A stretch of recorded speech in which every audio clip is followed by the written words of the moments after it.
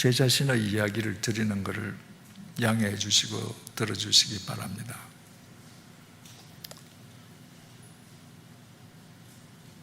저는 모태신앙으로 태어났는데 호랑방탕하게 살았습니다. 그러다가 아시는 분들은 많이 아시고 계십니다만 84년 8월 2일 새벽 2시에 주님께서 정말 핀셋으로 저를 뽑아내셨습니다.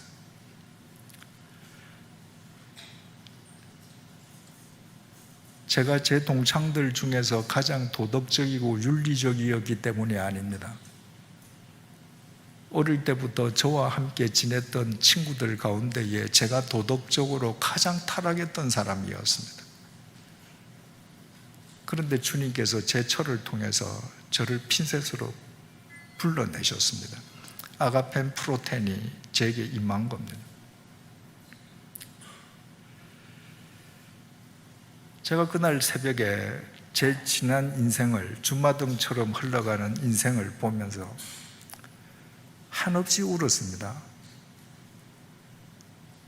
그리고 제 인생길을 확실하게 변경하기 위해서 신학교로 가기로 제가 결심했습니다. 저처럼 의지가 약한 사람이 그냥 그대로 있어서는 또 옛날 삶으로 회귀할 것 같아서 내 인생길을 바꾸기 위해서 내 신학교를 가야지, 무슨 교회 목회하는 목사가 되겠다는 생각은 해보지도 않았습니다. 그리고 날이 밝아서 제 처에게 얘기를 했습니다. 내가 신학교로 내 인생길을 바꿨으면 좋겠는데 어떻게 생각하느냐고 물었더니 오래 기다렸다고 했습니다. 그 신학교로 들어갔습니다. 신학교를 졸업하기 전에 여성 문인들이 저하고 우연한 기회에 성경 공부를 하게 되었습니다. 성경 공부를 하는데 그 성경 공부하는 그 장소에 여성 문인 아닌 분들이 몇 분이 자꾸 오시는 거예요. 나중에 알고 보니까 이제 저를 선보러 오셨던 분들인 거예요. 그래서 어느 날 한 여성 작가가 저를 만나자고 하더니 당시 서울 시내에서 가장 빠르게 부흥하던 교회에서 몇 가정이 나왔는데 저하고 교회를 개척하기를 원한다고, 교회를 개척하면 어떻게 했냐고. 그래서 제가 사양했습니다. 저는 개척교회는 이 땅에 없던 교회가 처음으로 생기는 것이기 때문에 개척교회의 첫 목회자는 순결한 목회자여야 된다고 생각했습니다. 저처럼 타락하고 방탕했던 사람은 무자격자라고 생각했습니다. 그런데 그분들이 계속 저를 찾아오면서 그러면 교회는 하지 않아도 되니까 일주일에 한 번씩만 성경 공부만 좀 같이 하자고 했습니다. 그래서 그건 같이 할 수 있겠다 싶어서 저희 집 2층에서 성경 공부를 하기 시작했습니다. 시간이 지나면서 사람들이 자꾸 더 많이 와서 강남 YMCA에 교실을 하나 빌려서 성경 공부를 하기 시작했습니다. 사람들이 늘어나기 시작하면서 저한테 전화가 오기 시작했습니다. 저하고 그 성경 공부를 시작했던 그분들이 나온 교회, 그러니까 다니던 교회가 당시 서울 장안에서 가장 소문나게 부흥하는 교회였기 때문에 서울 장안에서 웬만한 지식인들은 다 그 교회에 빨려들듯이 교회 교인 수가 늘어나던 교회여서 제 주위 지인들도 상당수가 그 교회로 적을 옮기고 있었습니다. 근데 저를 아는 분들이 저한테 전화를 하는 거예요. 그 사람들하고 놀지 말라고. 그 사람들은 아주 나쁜 사람들이라는 겁니다. 그래서 전화를 받을 때마다 알겠습니다, 감사합니다, 감사합니다. 각각 다른 사람으로부터 한 10통 이상을 받았습니다. 그런데 어느 날 하루에 그 교회를 다니던 제 두 인척으로부터 10분 상관으로 똑같은 전화를 받았습니다. 그 사람들하고 안 놀았으면 좋겠다고,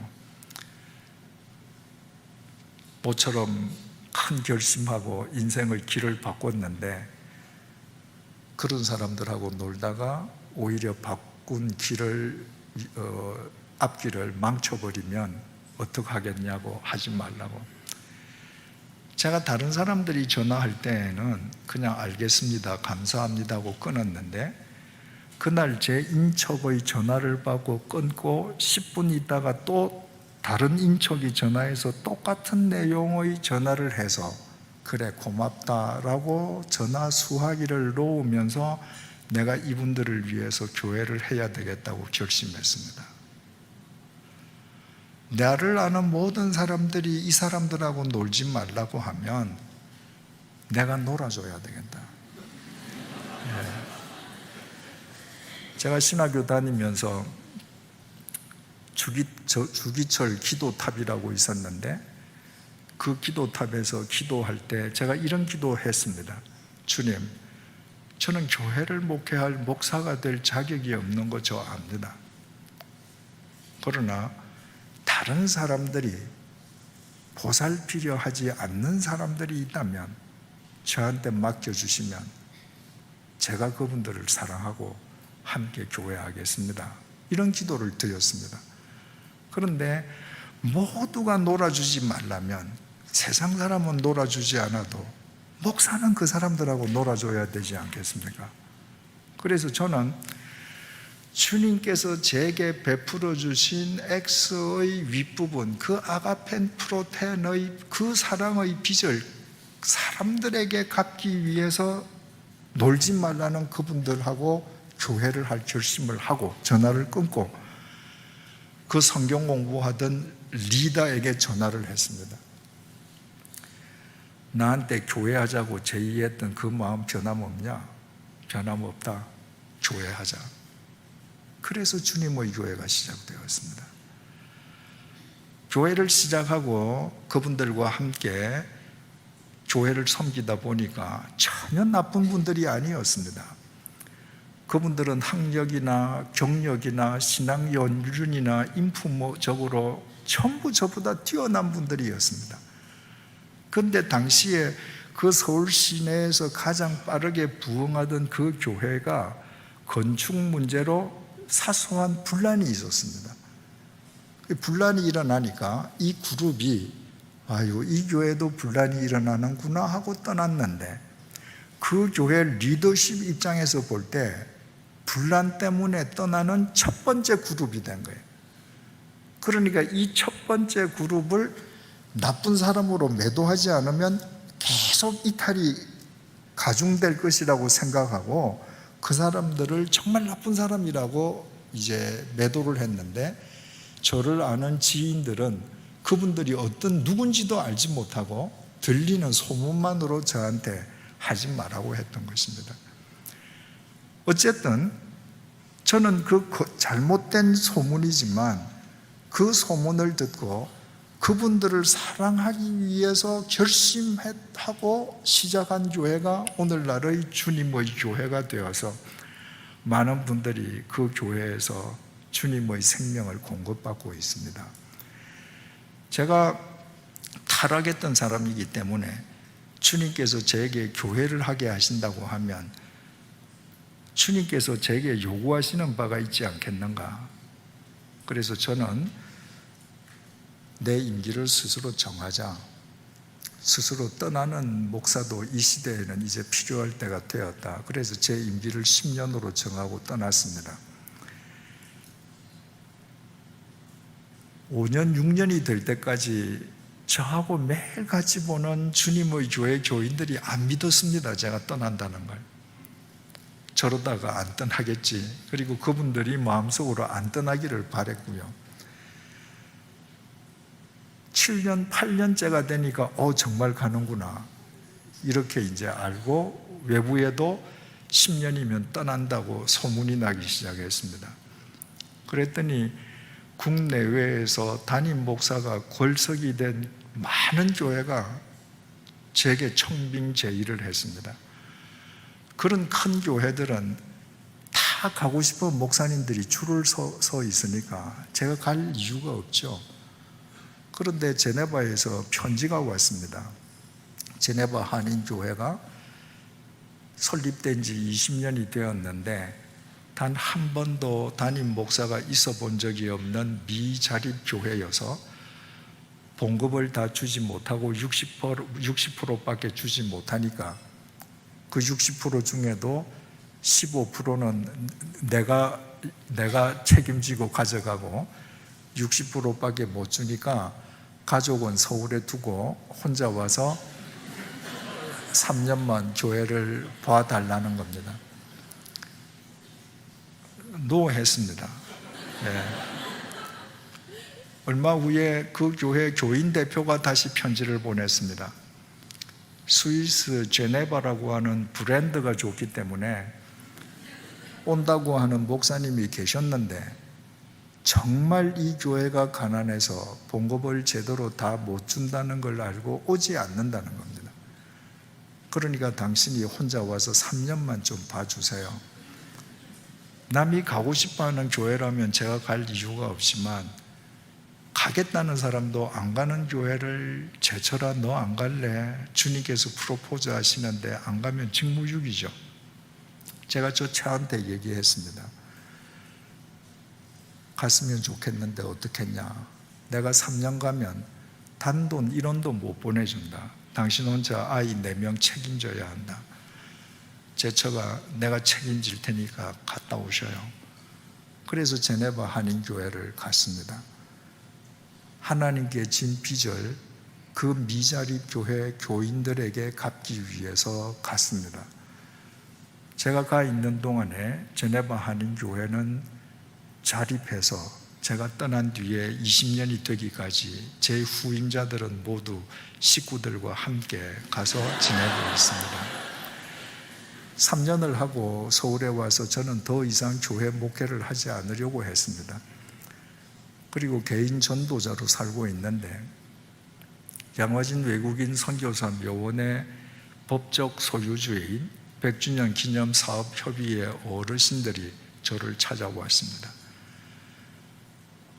당신들은 다 한 발을 요단강에 넣고 지금 이제 죽음을 기다리고 있는데 이 성질을 지킬 기관이 없다. 한국 대형교회에 부탁을 해도 아무도 해주지 않는다. 그래서 마지막 대안으로 이 성질을 지킬 교회를 세우기로 했는데 네가 목사를 좀 해줘야 되겠다. 교인 한 명 없는 교회인 겁니다. 그래서 사양했습니다. 저는 더 이상 목회하지 않겠다고. 이분들이 나가셨는데 1시간 반 만에 또 오셨습니다. 그리고 그 어른들이 저 앞에서 눈물을 보였습니다. 그래서 그분들의 그 눈물의 부름에 순종하기 위해서 100주년 기념교회를 시작했습니다.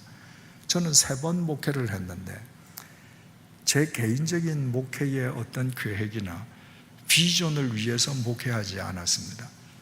3번 다 주님께서 제게 주신 그 X 윗부분에 대한 사랑의 빛을 사람들에게 갖기 위해서 X의 아랫부분을 위해서 목회를 했는데 주님께서 3번 다 그 X의 아랫부분을 책임져 주셨습니다. 마지막으로 100주년 기념교회가 세워진 곳은 제가 살던 바로 집 옆이었습니다. 제가 살던 집 옆에 100주년 기념교회, 말하자면 제 마지막 목회 교회가 세워진 것입니다.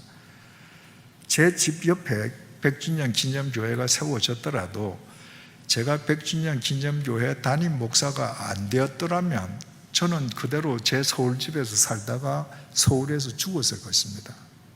제 인생을 마감했을 것입니다.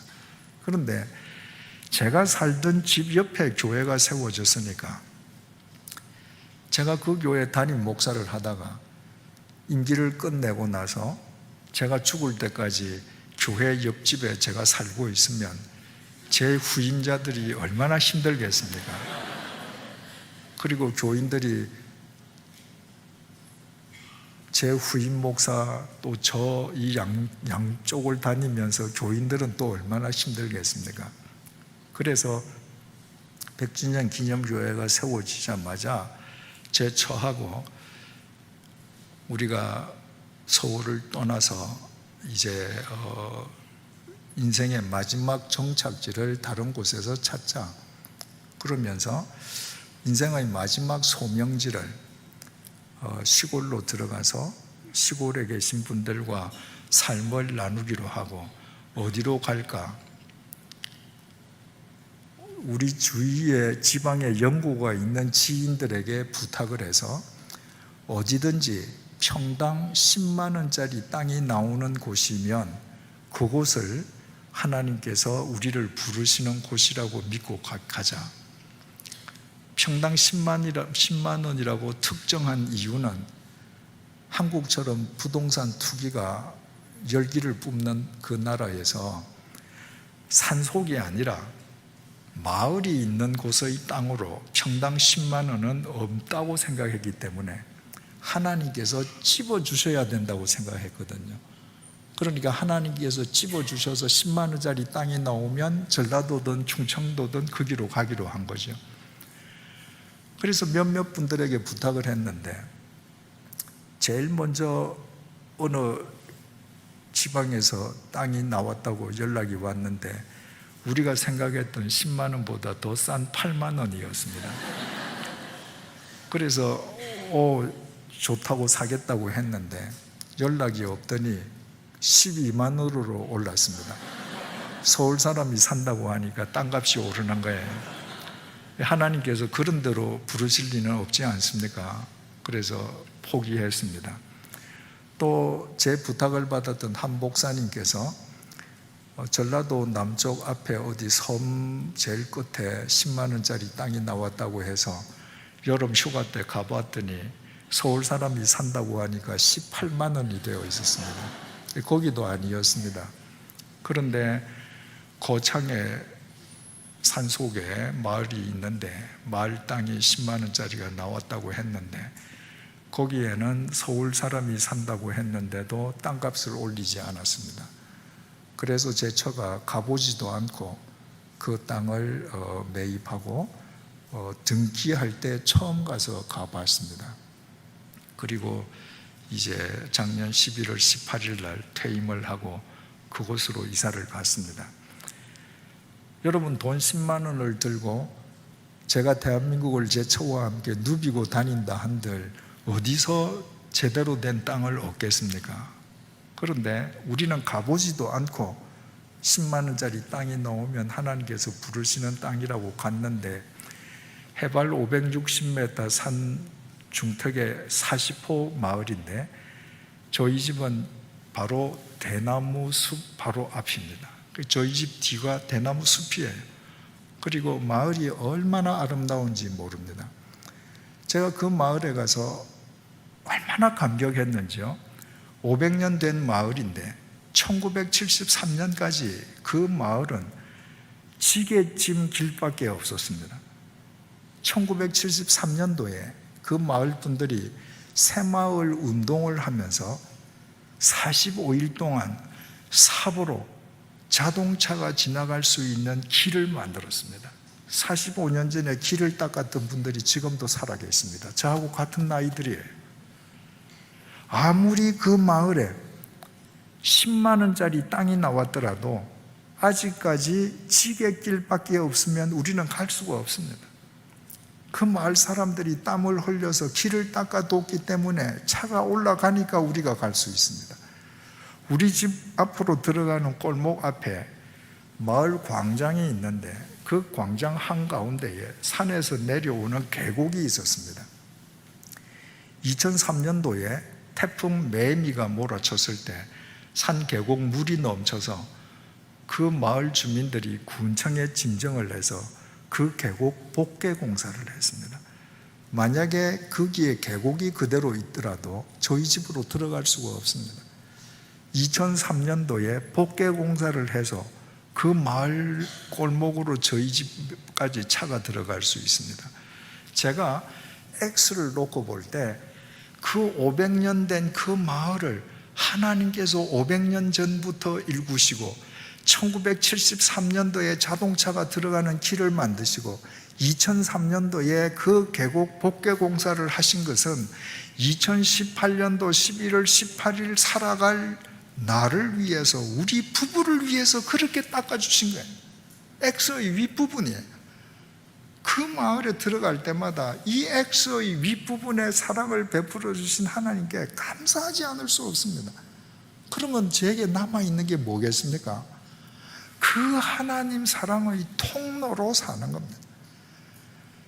우리가 그 마을에 이주해서 살 수 있기까지 500년 동안 그 마을을 닦아온 그 마을 사람들을 사랑하는 것으로부터 시작해서 한 사람이라도 더 많은 사람을 코끝에 호흡이 있는 동안에 사랑하면서 X의 아랫부분을 그려가다가 생을 그치는 것이 이제 저희 부부에게 남아있는 숙제 아니겠습니까? 서두의 질문으로 되돌아가겠습니다. 첫째 질문, 믿음이 자라간다는 것, 성숙해진다는 것은 무엇을 의미합니까? 여러분들의 눈에 사람이 보이기 시작하는 것입니다. 여러분들 교회에 오면 만나도 늘 뻔한 사람 만나지 않습니까? 나하고 성정이 같고 나하고 수준이 같고 내 봉사팀에 있는 분들 같고, 그거는 X의 한 꼬리밖에 없는 것입니다. 내가 헬라인인데 생각해보지 않은 야만인을 위해 내 생을 나누어 줄 수 있고, 나는 지성인인데 지혜로운데 어느 날 내가 대하고 싶지도 않았던 어리석은 사람을 위해서 내 주머니를 털 수 있을 때, 바꾸어 말하면 여러분의 삶 속에 X의 아랫부분이 구현되기 시작할 때 여러분의 삶은 성숙해지는 것입니다. 그것이 성경의 핵심이기 때문입니다. 둘째 질문입니다. 하나님께서 지금 여기에 앉아있는 우리 가운데 한 분, 으뜸인 사람을 뽑으신다면 누굴까요? 세상에서 가장 좋은 스펙을 가졌는데도 이 자리에 앉아있는 사람? 천문학적인 X의 헌금을 한 사람? 아닙니다. 누구보다 큰 X를 그리고 있는 사람입니다. 바울의 X 얼마나 큽니까? 헬라인이나 야만인이나 지혜 있는 자나 어리석은 자나 한도 없이 큽니다. 누군가의 X는 X를 그리기는 하는데 좁쌀만한 X일 수도 있고, 누군가의 X는 바울만큼, 누군가의 X는 온 우주를 뒤덮는 예수 그리스도의 X를 닮아가려는 X일 수도 있고, 우리 다 X가 달라요. 그러나 주님께서 으뜸으로 삼는 사람은 네가 세상에서는 보잘것없어도, 네가 세상에서는 학력이 없어도 네 수준에서 가장 많은 사람을 위해 X의 아랫부분을 그리는 너, 그 사람, 그를 으뜸으로 삼지 않으시겠습니까? 마지막 질문입니다. 그리스도인에게 어떤 사람의 인생 말년이 가장 아름답고 행복할까요? 아까도 서두에서 말씀드렸습니다만은 경제력인 여유로움 속에서 별장도 갖고, 미국 땅 같은 데서는 요트도 갖고, 그래서 여행 다니고 좋은 것 먹고 편안하게 살다가 끝나는 것이 유복한 인생 말년일까요?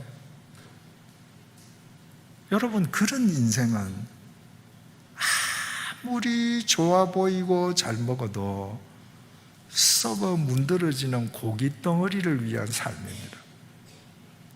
여러분들이 평생 그리스도를 믿고 살다가 인생 말년에 고기 덩어리를 위해서 살다가 그거 썩어서 흙 한 줌으로 버리고 주님 앞에 서시렵니까?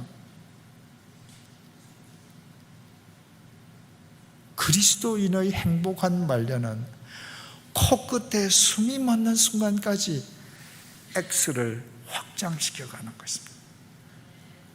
내 호흡이 멎을 때까지 X를 그려가는 것입니다. 여러분, 사도행전 28장이 어떻게 끝납니까? 바울이 복음을 전하다가 죄수가 되어 잡혀서 황제에게 상소한 다음 로마로 끌려가지 않습니까? 그런데 감옥에 갇히기 전에 그 경호대장의 호의로 2년 동안 새 집을 얻어서 바울이 있습니다. 당시에 감옥에 갇히지 않고 옥 외에서 생활하는 그 죄수들은 그 로마 법에 의하면 로마 군인 한 명이 지키는데, 군인 한 명이 자기 한 손에 쇠사슬을 묶고 그 끝을 죄수 손에 묶는 것입니다. 그렇게 해서 이제 2년을 지냈는데, 우리 성경에는 셋집이라고 나옵니다.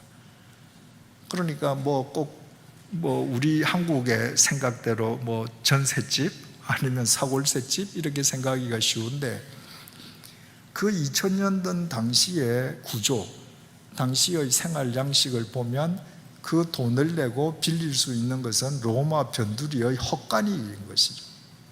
이게 로마 변두리의 헛간을 숙소로 삼아서 바울이 있는데, 바울이 그 헛간에서 마지막 2년을 지내는 동안에 그를 찾는 자를 다 영접하고, 이렇게 끝납니다. 바울의 인생이. 한 손이 쇠사슬에 묶여서 지금 구금 상태에 있는데 참수형을 당하기까지 자기를 찾아오는 사람들을 잘 만나서 내 신세 한탄하고, 야, 내 좀 구명운동해줘, 이게 아니라 누가 찾아오든 다 영접하고 주님에게 진 사랑의 빚을 그들에게 갚고, 내가 비록 쇠사슬에 묶인 죄수일망정 그들에게 무슨 유익이 될까를 생각하며 사는 것으로 바울의 사도행전 28장이 끝납니다. 그렇게 살아야 우리 인생이 보람된 인생으로 끝나고, 그와 같은 우리의 인생이 우리가 이 세상을 떠난 뒤에도 사랑하는 우리 자녀들에게 믿음의 이정표로 남지 않겠습니까? 사랑하는 교우 여러분, 주님에게 사랑의 빚진 자로서 그 빚을 헌금으로, 봉사로 내가 하나님께 올려드리겠다라고 생각하는 것은 X의 윗부분만 가지겠다는 것입니다. 여러분, 정말 하나님을 사랑하시고 하나님의 사랑의 빚을 줬습니까? 그 사랑을 사람에게 갚는 사랑의 통로가 되어서 숨이 멎는 날까지 X를 계속 키워가십시오.